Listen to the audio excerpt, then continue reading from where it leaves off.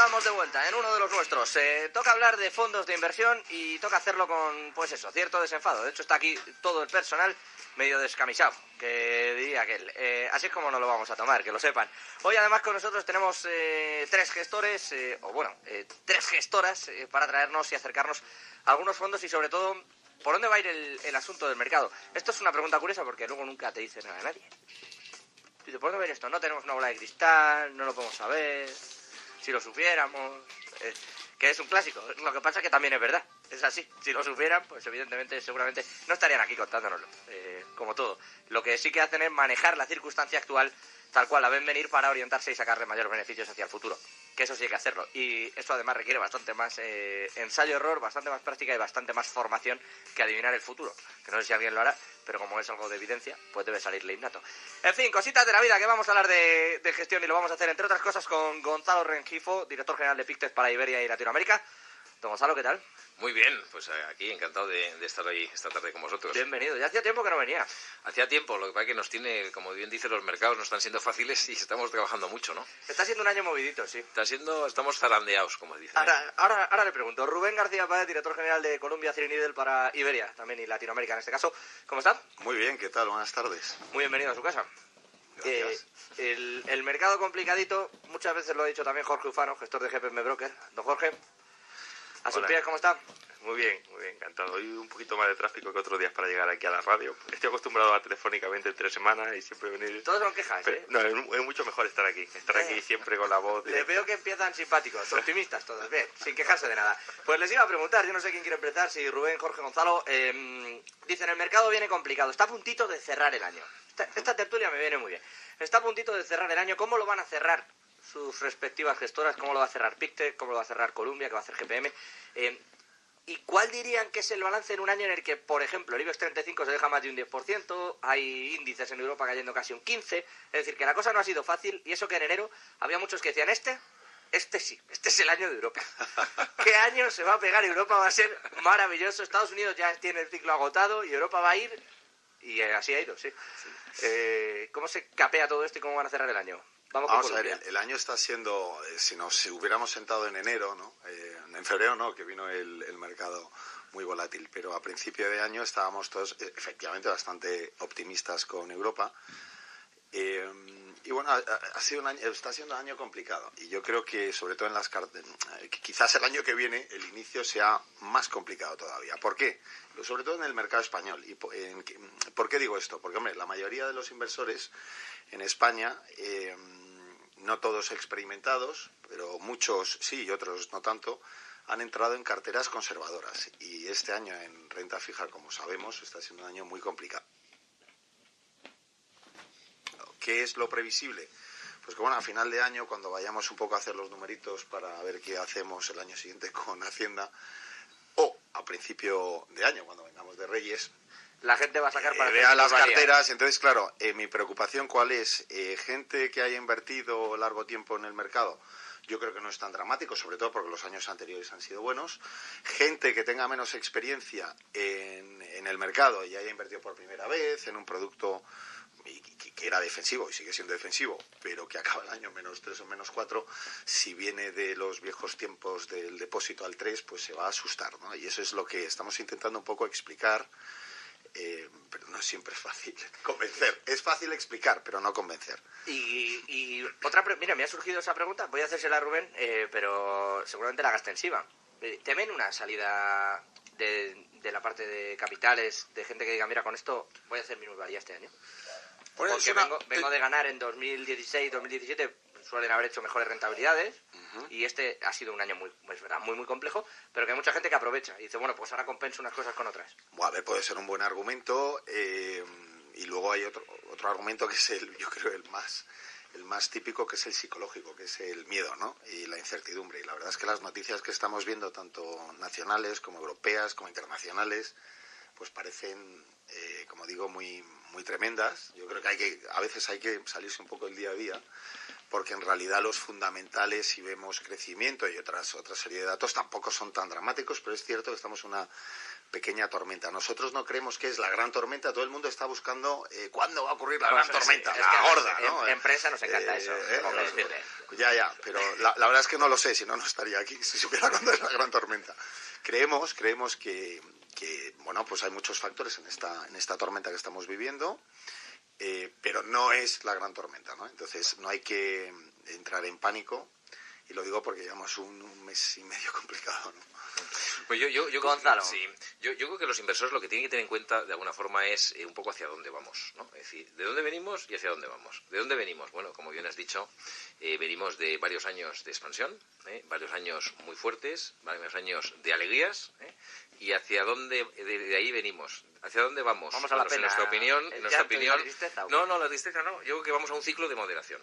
Un ciclo de maduración, y yo creo que este año 2018 es un año de enseñanzas, de lecciones para el inversor, en el cual, bueno, pues hay que de alguna forma asumir que vamos a un entorno donde va a ser todo mucho más moderado en crecimientos, moderado en la parte de retornos esperados, es decir, ya no va a ser salir gratis en sacar rentabilidades, va a haber que trabajarlas, y entonces es un año de lecciones, y entonces yo creo que hay que tener cierta tranquilidad. ¿De lecciones o de lecciones?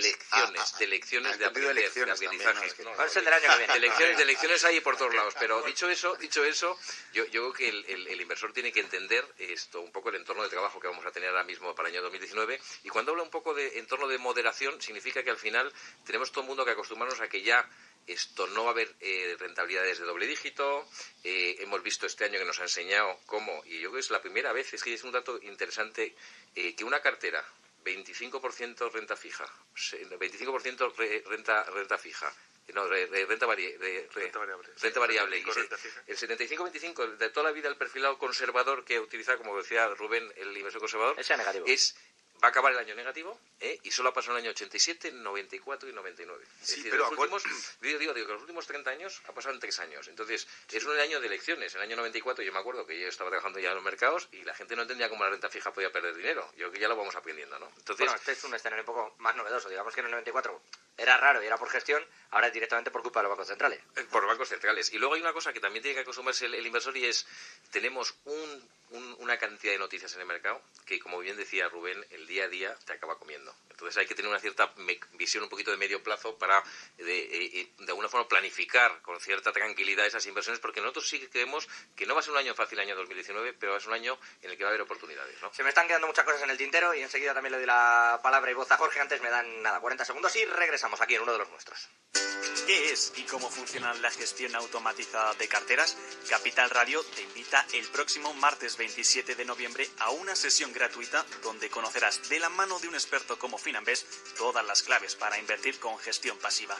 Apúntate a esta sesión gratuita en el número de teléfono 91 283 3333, en el correo eventos@capitalradio.es o en www.capitalradio.es. Las plazas son limitadas.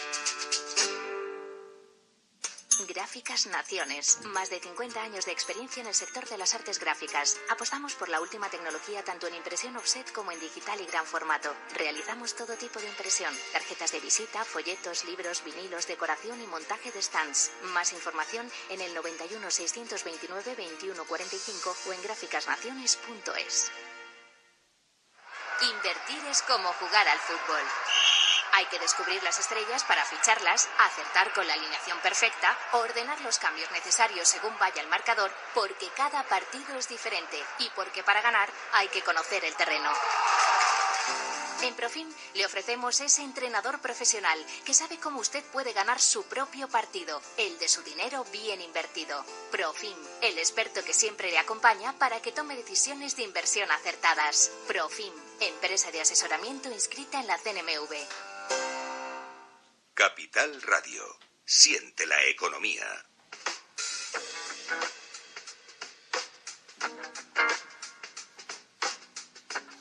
Hay 3 formas de hacer las cosas. Hacerlas bien, hacerlas mal y hacerlas como yo las hago.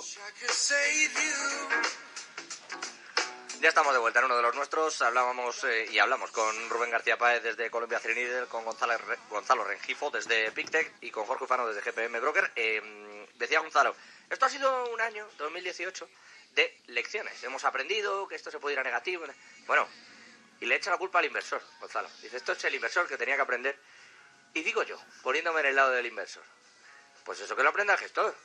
Bueno, es que sí, lo que pasa es que el inversor tiene que saber que con un perfil muy conservador de riesgo No se gana dinero. no se gana dinero, te descapitalizas y la inflación te come las pocas rentabilidad que hay o la rentabilidad negativa. Entonces, yo creo que esa lección no es un tema de que nosotros sepamos más que el inversor, ello es un trabajo conjunto. Es un O trabajo sea, es conjunto. el foco de dónde pone el foco de inversión, ¿no? Claro, entonces yo creo que el gran error que ha habido es que como llevamos 3 años donde los depósitos no pagan, y el inversor español conservador ha sido toda la vida un inversor de depósitos, estos 3 años le ha ido comiendo esa situación y al final ha dicho, oye, pues mira, yo como quiero conseguir otro 3%, o el 3% que conseguía anteriormente sin riesgo, lo voy a conseguir con riesgo. Entonces tiene que aprender que cuando asumes riesgo en cartera, asumes el potencial de pérdidas, que es lo que está pasando este año 2018. Pues decía de elecciones, pero no es una elección en donde... Es curioso lo que está diciendo porque, claro, esto pasa cuando asume el riesgo de la renta fija. Pero si hubiera decidido asumir un riesgo mayor, le habría sacado rentabilidad.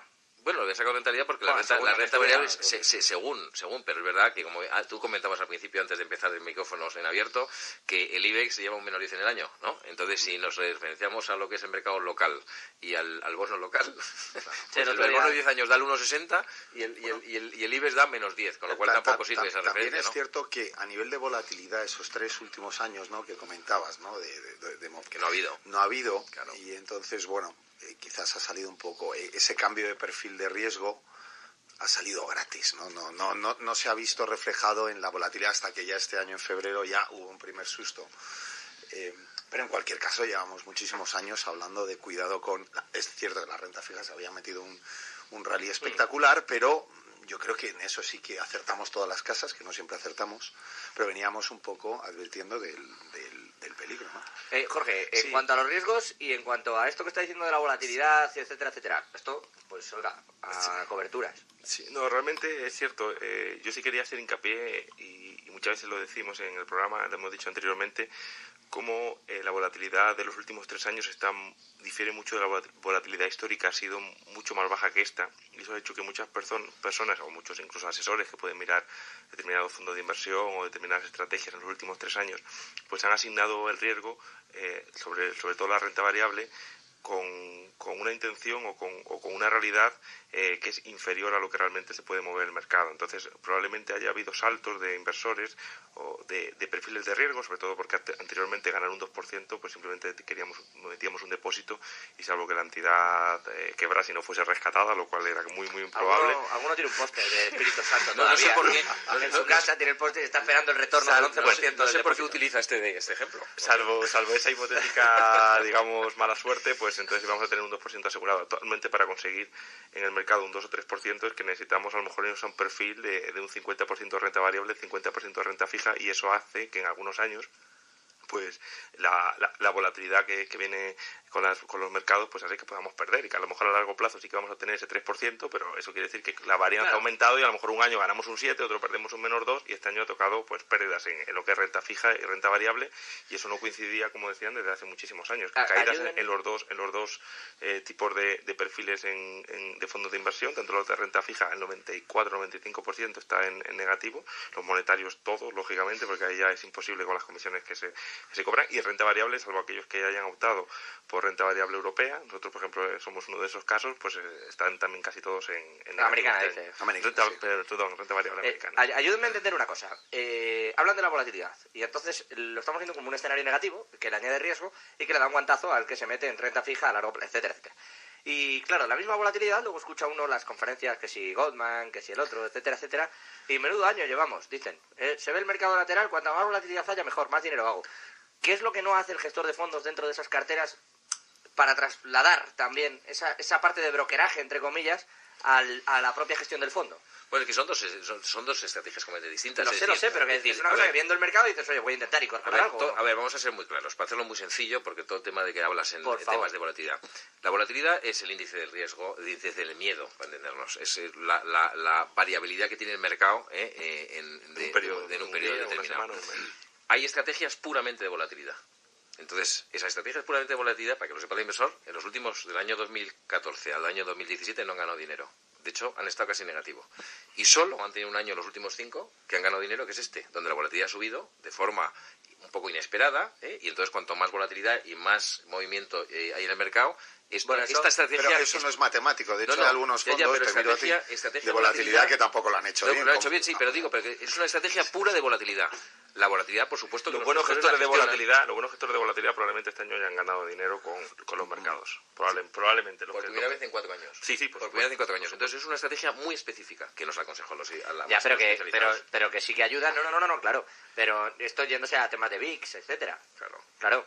Pero esto a la vez repercute en los movimientos que vemos en determinados valores, en algunos índices que también pegan los bandazos de AUPA. Esto, si se va entrando, saliendo, etcétera, para arriba, para abajo, también hace dinero.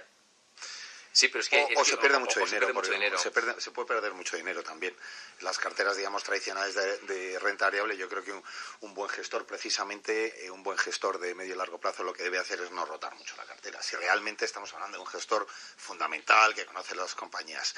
Yo creo que se exagera un poco, ¿no? Con esto parece, para mí, yo creo que, de hecho, un gestor que rote mucho las carteras es una mala señal. Porque quiere decir que no tiene convicción y por lo tanto... De hecho, yo creo que el inversor tiene que saber que los gestores buenos de renta variable, de media, tienen una acción, una compañía en su cartera entre 18 y 24 meses, de media.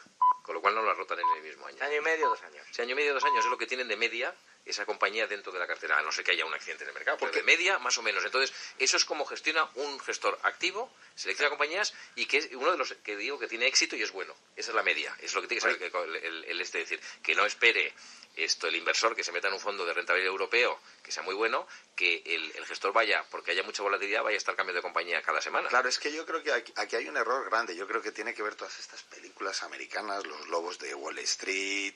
¿Pero qué cosas ves, Rubén? No, bueno, lo que me deja ver, me dejan ver en casa. No, ¿Te han dejado? Esas sí me han dejado, pero... A mí no, ¿eh? No, es un poco fuerte. Sí, me han dicho que había... hace mucho daño. Me perdonaban un montón de escenas, pero me decían, es que luego compran cosas de acciones. Eso no lo puedes ver. A ti te deja uno de los nuestros solo. Uno de los nuestros. Me la ponen en bucle. Y de verdad que ha hecho mucho daño. Este tipo de películas, tanto a nivel familiar, hacen daño, como a nivel del mercado. No, lo digo porque hay esta falsa concepción de que es que precisamente un gestor lo que hace, vende todos los días y vuelve a comprar y no, al final le va muy bien a él, pero le va muy mal al... No, a ver, realmente los gestores activos, que es lo que hacen los gestores de Columbia y creo que los de Pictet también, y los buenos, ¿en qué es lo que hacemos? Porque parece que es muy complicado y no es tan complicado. Tenemos un montón de señores especializados en analizar compañías. Una vez que vemos que hay una discrepancia entre lo que paga el mercado y el valor que nosotros creemos que esa compañía tiene, ¿verdad? Porque hemos visto a los proveedores, porque hemos visto al CEO, porque sabemos qué productos vende, cuál es su competidor, cuál es el proveedor. Cuando hay una discrepancia importante, compramos ese valor, y como decía Gonzalo, lo lógico es que eso no cambie de un día para otro. A ver, puede cambiar. De repente hay una noticia que, no sé, que el diésel ya lo prohíbe, ¿no? De repente, para todo. Pues eso vale, a lo mejor no era esperado, ¿no? Pero generalmente ese tipo de noticias no aparecen de un día para otro y por lo tanto... Porque meten en la cárcel al CEO. O lo de Renault. Siempre hay sorpresas, ¿no? Y para eso están en mercado en el día a día. Pero que realmente un gestor de bueno o de renta variable europea, por decir un ejemplo fácil, no está rotando las carteras y no está... Sobre todo porque pasa mucho tiempo analizando y eligiendo. Y se puede equivocar como cualquiera, ¿eh? Venga, yo ahí simplemente de detalle. Bueno, en general la mayoría de los gestores con una estrategia de este estilo, más tipo value o lo que se suele comúnmente llamar value, de análisis de una determinada empresa, es cierto que los que tienen éxito pues tienen estos horizontes temporales, pero también hay, sobre todo, en Estados Unidos, yo conozco alguno español que tiene CTAs ahí en Estados Unidos, que lo hacen con otros productos, que lo que encuentran son patrones en los mercados, cuantitativamente los estudian y tienen unos resultados a largo plazo que la verdad es que también no tienen nada que envidiar a la de muchos gestores value y con menos volatilidad. Y es muy difícil llegar a eso, muy complicado, pero sí que hay casos de éxito de personas que trabajan lógicamente únicamente en futuros, porque si no las comisiones o los costes de entrada y salida les comerían el edge o la ventaja que tienen, y son capaces de ganar simplemente con estrategias de 2 días en mercado. Pero solo está al alcance de las grandes cabezas. Son estrategias de trading, de CTA, son estrategias hedge funds, son estrategias más o menos alternativas. Alternativas, digamos. Entonces aquí hay que distinguir al inversor y decir, oye, si te metes en el mundo alternativo, hay que hacerlo muy bien. Si te metes en el mundo tradicional, claro. poniendo como ejemplo su inversor medio, si le ha costado entrar en el fondo de inversión de renta fija... Por eso digo, Pues ya comentando el tema alternativos, yo me acuerdo de hace muchos Está más años. pensado para institucionales que entren dentro de esos. Claro, esos claro. CTA, ¿no? Pero yo me acuerdo de una anécdota, decía pero hay muchos años, 93, que yo trabajaba en aquel entonces con personas físicas, y llegó un cliente que decía que era súper conservador. Y la primera pregunta, después de ver su cartera y ver un poco lo que pueden ser opciones, dice, Gonzalo, ¿opciones asiáticas o europeas? Y digo, ¿perdona? Digo, ¿tú sabes de lo que estás hablando? Digo, no, pero quiero que me lo expliques. Y entonces, ese es Me han dicho tomándome una caña abajo, ¿no? Ese es el perfil del español, que pasa de un extremo a otro. Estoy hablando de hace ya casi 25 años, pero digo, pasa de un extremo a otro porque piensa que las opciones, como estás diciendo tú, pues hay muchas historias. Dice, oye, hay uno que hace un trading y hace no sé cuántos y trabaja con la volatilidad y le gana un 4%. Cuidado. Claro, hay que tener mucho cuidado. Cuidado con esto, que como hacemos con Jorge siempre miramos bien los datos, porque también hay mucho fantasma, ¿eh? Por eso. Lo que hay es mucho tipo que ha invertido en bolsa, gana muchísimo dinero, pero se está tomando una caña allí y te pide que le invite porque no está muy Y sobre claro. todo los que llevamos muchos años aquí, al inversor hay que darles mensajes muy simples, muy sencillos y muy claros. Y todo lo de meterse en temas alternativos es otro tema distinto, ¿no? Uno que da mensajes sencillos, claros y directos. El señor Paramés, Francisco Paramés, decía esto en un evento organizado por unos compañeros respecto a su inversión, su entrada en día. Presten atención porque hay bastante ruido, es el sonido ambiente y está grabado así. Toda la caída de acción de 6 a 2 euros, pues está la hemos subido esto con ningún interés, ¿no? Y ya a 2 y pico, pues ya sí que compramos algunas acciones porque nos parece que hay ciertos activos muy buenos, con las tiendas de conveniencia y que tienen un proyecto muy interesante, ¿no? Y entonces pensábamos que ya habían limpiado lo que pensábamos que había de malo en el negocio y bueno, faltaba la última limpieza, o sea, hemos entrado 2 meses antes del momento correcto, ¿no? Faltaba la última limpieza y hemos entrado 2 meses antes. Está hablando el señor Paramés de su entrada en día y dice, hemos entrado 2 meses antes del momento correcto. De 6 a 2 euros no le vieron ningún potencial a día. Bien, buen acierto. A los 2 y pico entraron y efectivamente se han comido todavía una caída que se les ha llevado un 1% de la cartera, por delante. Sí, bueno, pero eso se da cuenta uno que no es fácil gestionar. Es decir, a lo mejor este tipo de ejemplos con Francisco Paramés, que me parece que es un magnífico gestor, pues de alguna forma nos permite que se valore los gestores. Es decir, que como decía Rubén, es decir, que se hace mucho trabajo por detrás. Parece que esto es como gratuito, se hace mucho trabajo. Ahora, no siempre se acierta. Entonces esto no es una garantía, ¿no? Entonces yo creo que lo que explica me parece que tiene mucho mérito, explica muy claramente, de forma muy transparente su decisión, parece que sigue con la decisión de haber entrado en día. Sí, ya se va a quedar. Yo, por ejemplo, no soy experto en el mundo de retail, pero una de las cosas que había escuchado de Día hace poco, de esos gurús, ¿no? Es que Día tenía mucho potencial, pero no por lo que vende ahora ni por el negocio que tiene ahora mismo. ¿Por la OPA o algo? No, Okay. por la red de cadena de tiendas, que es lo que quieren todos los e-market o e-commerce. Un Amazon, por ejemplo, que ya lo tiene. Un Amazon lo quiere comprar porque tiene cercanía. Amazon ya tiene acuerdo con Día. En Prime. El retail en general en Europa ha tenido un año terrorífico, ¿no? Sí. O sea que, pero evidentemente Paramés yo creo que lo que ha dicho es claro, ¿no? Que tiene suficientes valores activos, ¿no? Y lo que comentaba un poco Gonzalo, y quién mejor que él, yo no soy quien para, ¿no?, ponerlo en duda, porque no soy un experto en Día, pero que yo creo que eso es lo que se está también, ¿no?, buscando en un gestor, esa convicción, ¿no?, de momentos malos. Estoy recordando ahora un gestor buenísimo nosotros que tenemos en Columbia Threadneedle, que no le gustan los bancos en general porque cree que los bancos no tienen pricing power, es una commodity más, ¿no? Vamos a comprar la hipoteca allí donde es más barata, ¿no? Pero sí que es cierto que en los últimos años, en determinados momentos, los bancos han subido mucho, ¿no? Y la dificultad y esa convicción de no tener bancos es muy fácil cuando los bancos caen. Cuando los bancos suben y se pegan un rally, como en el 2013 o 2016, es complicado. Y ahí yo creo que estos momentos son los buenos para ver ese tipo de... El aguante del gestor, ¿no? Bueno, no el aguante, no es es tipo Rambo, no es aguantar para aguantar, sino porque en el largo plazo... El aguante en lo que cree. Claro, en lo que cree, ¿no? De convicción. Es que es importante el tener convicción, ¿eh? Convicción y tener las ideas claras. Y yo creo que para mí eso es un clarísimo ejemplo, porque no le avala lo que ha hecho este año 2018, le avala desde hace el año, me parece que es año 90 y... No, es 90 y algo, ¿no? Es Ronaldo fallando un penalti. Pues alguno tenía que fallar. Pero yo escogería el ejemplo de los bancos, porque, bueno, no hace mucho tiempo, con otra gestora internacional, en el 2016, ¿no?, tuvimos una conferencia, una charla, ¿no? Y me acuerdo, y no voy a decir quién es la otra gestora, porque además es una gran gestora, por cierto, es una gran gestora. Y ahí teníamos una visión distinta, ¿no? Sí. Ellos eran una gestora más value, nosotros un poquito más growth. Estamos hablando de, probablemente era, octubre de 2016.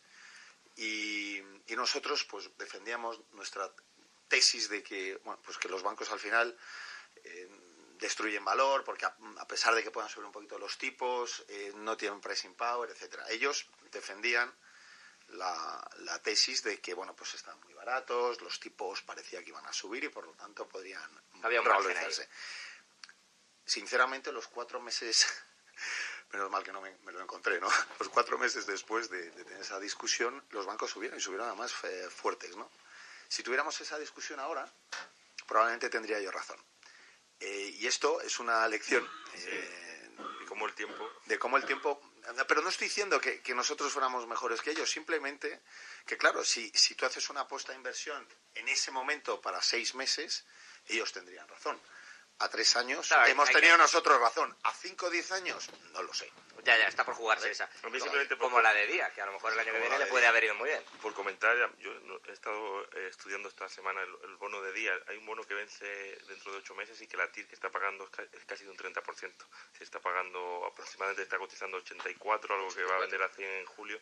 Y eso sí que ha llegado a estar hace poco a 65, incluso ha llegado a tocar 70. Lo que pasa es que es un mercado de renta fija que, bueno, para inversores retail no está recomendado ni probablemente puedan acceder a él.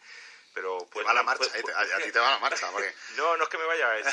Realmente suelo ser bastante conservador, pero cuando tienes una oportunidad que el que nos está escuchando conoce lo que es el cupón Día, que cuando vas te dan unos 2 por 1, pero el cupón que tú estás hablando es para profesionales. Porque es verdad, cotiza 60, 80 y claro, tiene un descuento brutal y claro, una rentabilidad brutal. Sí, pero gente para si no paga, si no pagas hay que ver cuánto podría ser la quita y probablemente entero de aquí a 8 meses yo lo veo improbable que no te paguen el cupón entero. Pero bueno, es como todo, es un riesgo que es como la guinda, el pastel que metemos alguna vez en la cartera dentro de un fondo como el que gestiono, que es mixto moderado. Es decir, estamos en un fondo moderado. Si a mí eso no me parece mala idea, si me parece que si un gestor tiene una convicción de que Día no va a quebrar, pues compraría ese bono, compraría una buena operación. Probablemente un asunto de Grecia en su momento. Con una TIR de un 5 no lo compraba, de un 10, pero de un 30 ya dices, uy, a lo mejor me compré. Mira, es como cuando empezamos en Portugal en plena crisis. O sea, ibas a Portugal y llegamos a Portugal, que tú también ibas a Portugal, y Portugal, todos los bancos solo compraban bonos portugueses. Y decíamos, pero es que estamos en un momento complicado, cambio de gobierno, elecciones, esto no sé qué, tal, la mejor decisión. Los buenos portugueses les han dado casi doble dígito durante 3 años. Sí, ya le digo, hubo algún griego que se puso en un 22%. Bueno, pero Grecia ya... Pero la Grecia está más lejano, digo, Portugal lo tenemos de vecino y lo conozco bastante bien. Grecia no lo conozco. Pero digo que ahí en Portugal todo el mundo compraba bonos portugueses, ¿no? Y les fue fenomenal, ¿no? Sí. No les ha ido mal, no. Si les parece, voy a frenar otros 10 segunditos. Nada, no tardamos nada y regresamos para hablar precisamente de fondos, de gestión, de qué se está haciendo. Y les pido que me expliquen un par de conceptos que aquí a veces los lanzamos como si no pasara nada y como si todos tuviéramos que entenderlo. Y no quiero que eso se quede ahí. Aprovechando que están ustedes, nos lo explican a nivel profesional. Recta final aquí en uno de los nuestros antes de irnos hasta Wall Street. Ya saben que hoy no ha abierto el mercado en Estados Unidos, pero miraremos allí para saber cómo se está celebrando Acción de Gracias y si hay alguna correlación entre el gasto que va a haber, el dinerito, en el día de hoy y sobre todo en el de mañana, que es Black Friday, y pues coincide que se les está juntando a los norteamericanos. Siempre es el viernes siguiente, etcétera, etcétera, pero ahí les anda, se les ha juntado muy rápido en unas horas. Y además han puesto las ofertas pegaditas de una cosa y de la otra. Así que vamos a irnos hasta allí enseguida con nuestro corresponsal. Antes, en esta recta final y hablando de fondos de inversión, me gustaría empezar a ponerle nombres propios a alguna cosa. Por cierto, que decía yo que quería matizar. Esto del price power... Price power. ¿Cómo se traduce price power? Bueno, tener, digamos... Suena suavizante de lavadora o detergente. Suena suavizante. No, vamos a ver. Pricing power, ¿no? Es tener la posibilidad, porque tienes un producto, un servicio diferencial en tu empresa, de poder mantener márgenes. Tienes, digamos, el poder del precio, ¿no? Que incluso en momentos menos positivos del ciclo puedas, porque tu producto es único, o porque, digamos... Seguir vendiéndolo. Apple, por ejemplo. Por ejemplo, sería un... Coca-Cola también, por ejemplo. Las buenas marcas suelen tener pricing power, o bueno, lo más perfecto sería en un monopolio tienes todo, claro, tienes pricing power, porque es el único, ¿no? Sí, pero vamos, aquí ese estilo de compañías. Bueno, gracias, Rubén. Vamos a centrarnos... Bueno, me has preguntado yo. No, si no lo decía, lo decía en serio, gracias. Yo hasta he tomado nota. Vamos a dejar de hablar de lavadoras y vamos a comenzar a hablar de fondos. De fondos, exactamente. De verdad que me falta sacarles aquí una tabla de quesos. A ver, vamos a centrarnos un segundito con el asunto de los fondos de inversión. Siempre les pido que nos traigan un fondo. No sé quién quiere empezar. Si desde Colombia, desde Pictec, Bueno, lo que Gonzalo, quieras. Rubén. Bueno, si queréis empiezo Venga, yo. vamos con Es el de decir, Pictec. A ver, nosotros tenemos una convicción para el año que viene, y es que el año que viene no va a ser un año fácil, va a ser un año de moderación, como he comentado anteriormente, en donde el inversor tiene que ser muy consciente de lo que son los riesgos. Entonces nosotros hemos traído una solución aquí que se llama Multi-Asset Global Opportunities, como todos los demás en inglés, luego nadie lo entiende, no lo entiendo ni yo, se llama MAGO, como si fuera un mago, para que la gente se acuerde, que se acuerde. ¿MAGO Entonces, qué es? MAGO Multi-Asset es Global una Opportunity. estrategia de multiactivos donde el gestor invierte de forma activa tanto en renta fija, renta variable, invierte en inmobiliario, invierte en oro, invierte en liquidez. ¿Y cuál es por qué esta estrategia multiactivos yo creo que puede ser interesante? Bueno, es una estrategia que intenta replicar, y voy a decirlo muy despacito, el perfil de riesgo-retorno de la renta fija a la que está acostumbrado el inversor español. Significa no más de una volatilidad del 5% y una rentabilidad en torno al 3-4%. Es lo que pretende. ¿Y este año qué ha hecho? Lleva 5 años ya de track record, cumpliéndolo, en donde ha consumido una volatilidad del 3 con poco y una rentabilidad del 4,5. El total de los 5. El total de los 5, sí, vale. sí, de media. Sí, por eso. Y este año me parece que está como menos 0,5 year to date. Es decir, lo que hace también es proteger mucho el capital y la inversión del inversor cuando los mercados bajan. Entonces, yo no digo tanto porque sea mago de Pictet, sino porque este tipo de perfil, que es normalmente replicar un 30-70, 30 renta variable, 70 renta fija, es el típico tradicional mixto, pero muy activo, muy dinámico, con mucho control de volatilidad. Bueno, pues puede ser un tema interesante siempre y cuando el inversor, lo que pretenda para el año que viene, que yo creo que va a ser rentabilidades muy moderadas en todos los campos, pretenda a lo mejor una rentabilidad del 2-3%, con una volatilidad muy controlada, y si el mercado al final da cero, como está dando este año negativo, pues que le proteja el capital de forma activa, ¿no? Entonces yo creo que pues una de las alternativas para su parte conservadora de la cartera, ¿de acuerdo? Esto es para su parte conservadora de la cartera. Tenemos muchas otras opciones, pero yo creo que esta sería una cosa que podrías de alguna forma analizar con su asesor, porque yo creo que el perfil de riesgo-retorno que tiene este tipo de estrategia, bueno, pues puede encajar para alguien pues que se ha pegado algún susto este año. Vale, venga, voy a sacar yo a mi asesor. Jorge, cuéntanos. De asesor, no, gestor. Tú dices que soy tu gestor. Eso es lo que realmente soy. Sí que es verdad. ¿Te gusta o no el Sí, multi-asset? yo tengo un par de preguntas, si me lo permite. Una de ellas, estoy viendo la composición, veo que también se puede abrir posiciones cortas. ¿Es eso cierto? Es decir, puede hacer también un poco como un long short. O por lo menos... Sí, puede hacer alguna estrategia de long short, sobre todo para proteger en un momento determinado, y utiliza opciones en un momento determinado para proteger la cartera, además de la parte de liquidez, y también utiliza commodities. Es decir, tiene un montón de herramientas en donde... Para reducir la volatilidad, buscar descorrelación. Claro, porque lo que busca el gestor fundamentalmente es que la volatilidad nunca supere el 5%. Y de hecho, la volatilidad ex post, es decir, acá consumido en los últimos 5 años de media es un 3,4 y este año también lleva un 3 y poco. Es decir, intenta proteger mucho la volatilidad. Entonces eso en momentos en donde se le va el presupuesto de riesgo con las posiciones que tiene, lo cubre con futuros. ¿Y en qué zona geográfica está más o menos la cartera? Bueno, esa estrategia está denominada en global, euros. ¿no? Es global, ¿no? Es global, está denominada en euros y fundamentalmente tiene posición en todos lados. Es decir, yo tengo aquí la cartera, pero tienes un 9% en Estados Unidos, un 8% en Europa, tienes Japón. Lo que pasa es que, claro, tiene inversión temática, tiene inversión en commodities, tiene inversión en oro, tiene inversión en renta fija, tiene inversión en renta variable, fundamentalmente pues en temas tipo, ahora mismo, pues de inversión en madera, temas muy específicos, ¿no? Entonces, él va de alguna forma, y es muy dinámico, es decir, esto sí que no tiene posiciones para 18 o 24 meses. Este sí que, señor, lo que hace es fundamentalmente controlar el riesgo. No, controlar el riesgo. Y entonces, pues le ha sacado este año, por ejemplo, al BTP, que es el bono italiano, le ha sacado 60 puntos básicos en los últimos 3 meses. Porque se ha puesto corto, el bono italiano, el gestor es italiano, pero por ejemplo, le ha sacado al bono italiano, le ha sacado 60 puntos básicos en los últimos 3 meses. La primera persona que me encuentro, el primer gestor, que hablamos mucho de muchos fondos y gestores, que ha tenido esa estrategia. Bueno, pues yo encantado de ponerse en contacto con Andrea Di Italia, que es el gestor, porque la verdad es que es de los pocos que yo también he visto que ha sido capaz de sacarle pasta al bono italiano con la corrección que ha tenido. Nosotros también lo hicimos con el fondo que gestionó en la nación. Y una última pregunta. ¿La divisa la cubrís o qué estrategia tenéis con la divisa? No, es multidivisa, pero normalmente no cubrimos nada. No cubrimos nada pero normalmente el casi 90% es euro. Es decir, la divisa no es una fuente de rentabilidad. A veces se tiene alguna emisión en dólares, alguna emisión en yenes en un momento determinado, pero, digo, en el tema de renta fija, pero normalmente casi todas las emisiones que compra, ya sabes que hay emisores japoneses que emiten en euros, lo hacen en euros, y no quiere riesgo de divisa. El riesgo de divisa es una de las partes que no gestiona y que no quiere tener como fuente ni de volatilidad ni de retorno, ¿no? Y la parte de la renta variable, el 70%, ese sí que es lo que invertí, por ejemplo, en Estados Unidos en renta variable. Eso... Sí, él invierte pues, fundamentalmente la parte, diría que es más una inversión temática, más que inversión tradicional de renta europea, renta americana. Entonces intenta tampoco elegir... la cubre. Esa no la cubre. Es una cantidad pequeña. O sea. Una cantidad pequeña porque me parece que la exposición neta del fondo históricamente no llega al 25%, la exposición neta de equity, ¿no? Y intenta replicar...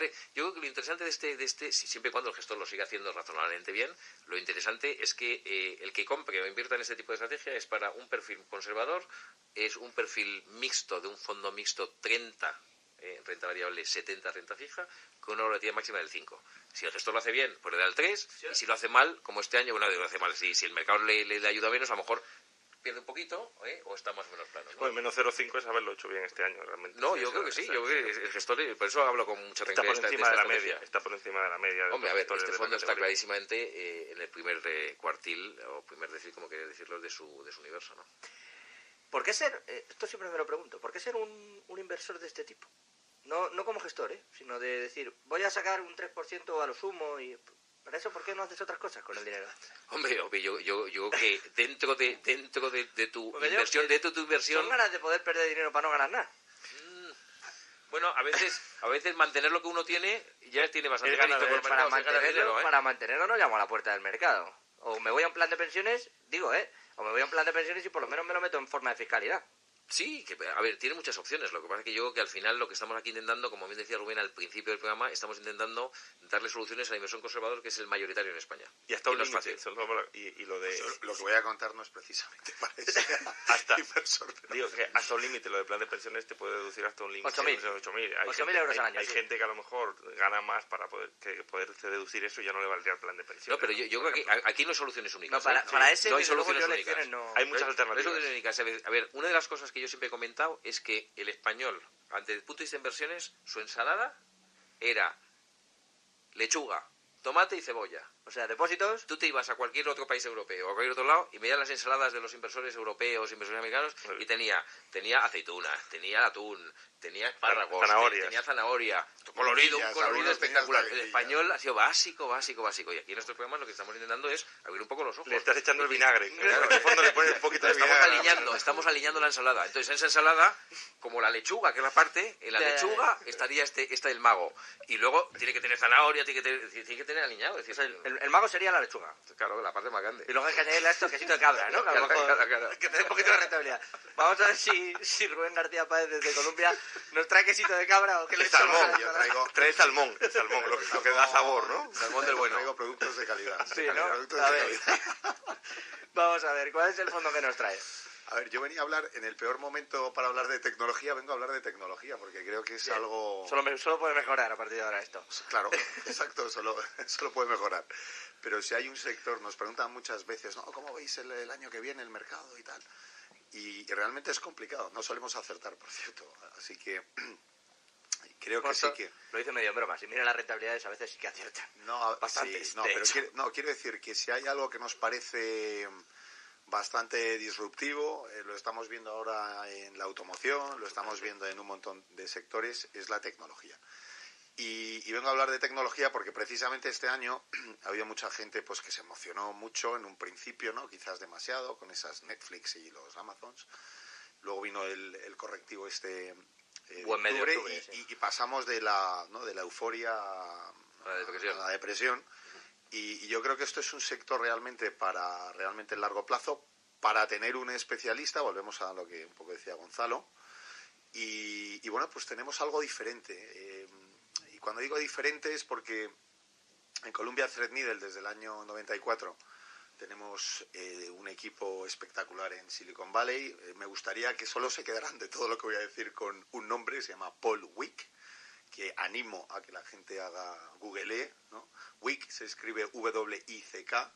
¿Por qué? Porque este es un señor que, bueno, afincado evidentemente allí en Melrose Park desde hace 30 y tantos años. Y entonces la filosofía de este fondo no se trata tanto como hacen muchos, ¿no? De a ver cuánto meto en Amazon y en Google y en Facebook y bueno, y voy rotando.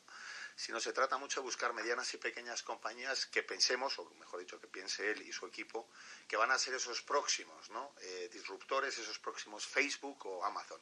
Y me preguntaréis, inmediatamente me preguntaréis, pero entonces no tienes nada de Amazon y no tienes nada de Facebook.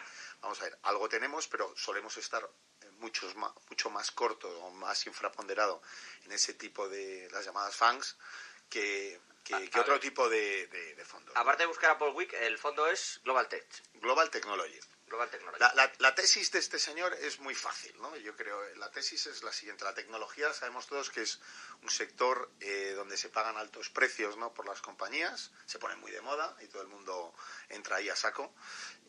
Dos, es un sector de crecimiento, ¿no? Y evidentemente si compras tecnología tienes un sesgo hacia el crecimiento, pero tenemos una aproximación, digamos, a la tecnología más value, en el sentido de buscar compañías pues que generen cash flows, que tengan, digamos, un balance, ¿no? Una forma de trabajar más tradicional, ¿no? Eso por un lado. Y dos, yo creo que un factor diferencial de nuestro fondo con respecto a otros es el tema de los semiconductores. Los semiconductores nos parece que es una muy buena forma de estar en distintos sectores de la tecnología de una forma relativamente barata, porque los semiconductores es un sector dentro de la tecnología más barato, y diréis, bueno, si es barato será por algo, ¿no? Bueno, es una buena pregunta. A veces es por puro desconocimiento. No, es porque históricamente los semiconductores han sido valorados por el mercado como un sector totalmente cíclico, ¿no? Es decir, la gente pensaba que venía un ciclo alcista, la gente se compraba más ordenadores, ¿no? Pues entonces los semiconductores subían, ¿no? Venía un mal ciclo, no, la gente ya no se va a comprar un ordenador, con lo cual van a caer los semiconductores. Sin embargo, eso es estamos hablando de semiconductores de hace 10, 15 años. Los semiconductores han evolucionado mucho, hay muchos tipos de semiconductores diferentes en todo tipo de... Y todos tenemos móviles, ¿no? Móviles, en los coches, cada vez hay más especialización en los semiconductores. Pero, a ver, no hay magia, nosotros no somos magos. Y ahora miro a Gonzalo. Yo lo compro. ¿El Global Technology este? No, sí, pues totalmente. Es muy interesante porque además está descorrelacionado con otro, o tiene menos, descorrelacionado sería un poco heavy decir, pero tiene menos correlación con otros fondos de tecnología que tienen más exposición a esas compañías. Se me está quedando sin tiempo esto, Jorge, para las preguntas sobre Global Technology. No, si es que tengo que despedirles incluso. Van a tener que venir más veces. Para la próxima, encantados. Para la próxima les prometo la tabla de quesos. Bueno, y la ensalada. Y el salmón que lo traiga Rubén. El salmón lo va a poner Rubén García Páez, director general de Columbia Street Needle para Iberia y Latinoamérica, a quien ha sido un gusto tener aquí en la mesa. Un placer. Gracias. También es un gustazo saludar, como siempre, y lo sabe, Gonzalo Rengifo, director general de PicTech para Iberia y Latinoamérica. Muchas gracias por la invitación. Y, como no, a un habitual, Jorge Ufano, gestor de GPM Broker y de ese Alcyon Selection Tech. Un placer, un gustazo. Gracias. Frenamos 2 minutos, nos vamos a Wall Street y regresamos.